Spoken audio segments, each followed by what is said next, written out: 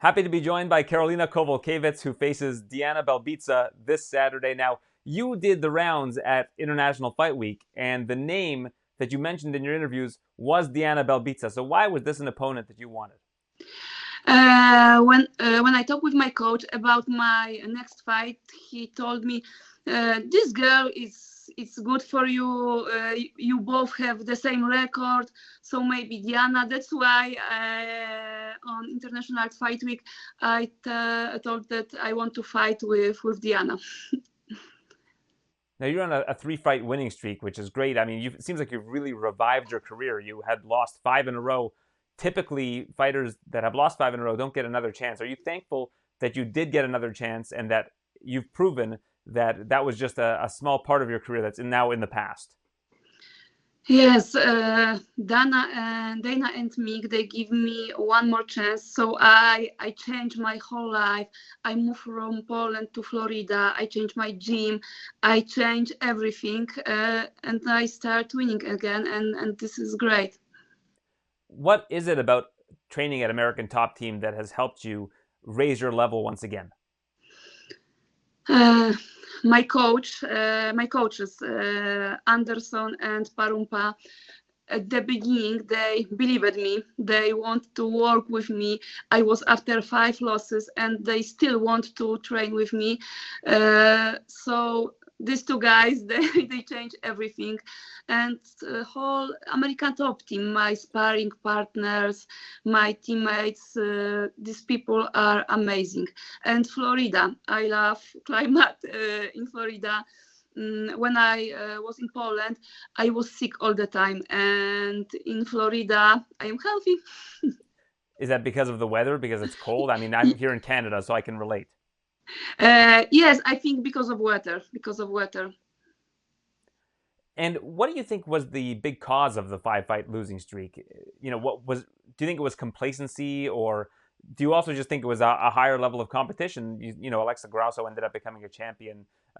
Jessica Andrade, former champion in her own Yeah, right as well. I fight with 4 world champions, so 4 UFC champions. So I think the level of my opponent was very high, and I had some problems in my private life.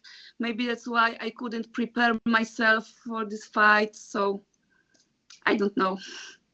Do you think that had a very deep impact on your preparation? That you had a lot of distractions? Yes, yes. We are just people. If you have some problems in your private life and you go to your work, you think about this problem. You cannot cut everything. And Florida and Poland are very dramatically different places, just in Yes. terms of the culture, in terms of the weather. So did that almost feel like you hit a reset button, that you were able to get a fresh start in your career? I never want to live in United States because I love Poland. I love my country. But when I came here for my first fight camp in American Top Team, I felt so good in Florida. I felt so good in American Top Team. So I decided to stay there. And it was a very good decision. Diana is a similar circumstance. She's also a very similar fighter to you, but she was in Romania. She felt she wasn't getting good enough training and moved to Canada so she'd have more training partners. And it was a total change of scenery for her as well. She was very popular in Romania. In Canada, not a whole lot of people know who she is, and she's able to live a fairly normal life without that many distractions. So do you feel like you can kind of relate to her on that level? Could you repeat question? Yeah, Diana did something very similar to you. Like, she was in Romania. She was very recognizable in Romania. A lot of people knew who she was, and she likes kind of being a private person. She moved to Canada to get better training and has lived in Canada, similar to yourself moving to Florida. So do you see some similarities there? Yes, yes. Our story is very similar. Before she fight in KSW like me, we have the same record.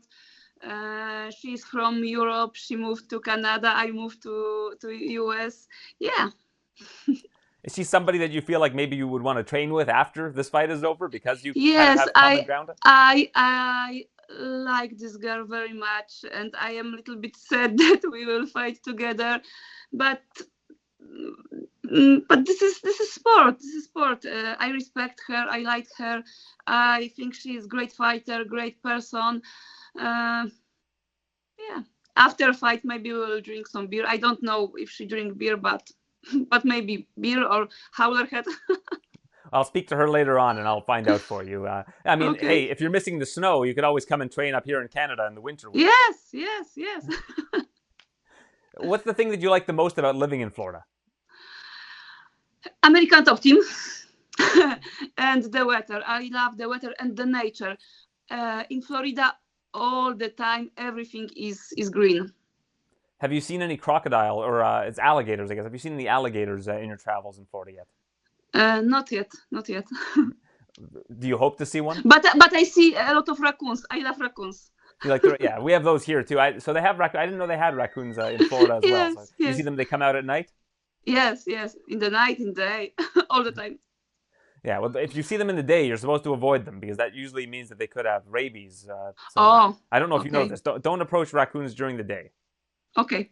That's my advice from a Canadian to someone who's new to North America, or at least somewhat new to North America. So what about the nature do you like? What do you do in your spare time when you're in Florida?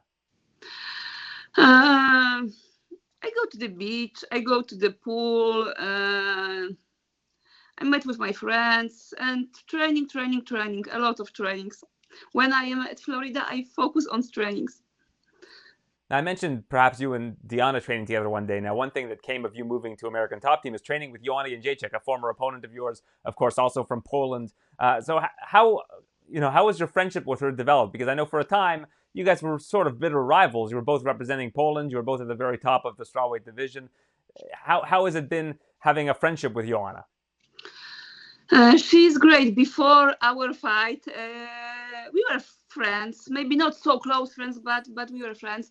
After fight, we have some problems. But when I started losing my fights in COVID, I didn't have a sparring partner in Poland, so I called to JJ. I asked her, "Hey, could you help me in my fight camp?" And she said, "Yes, no problem."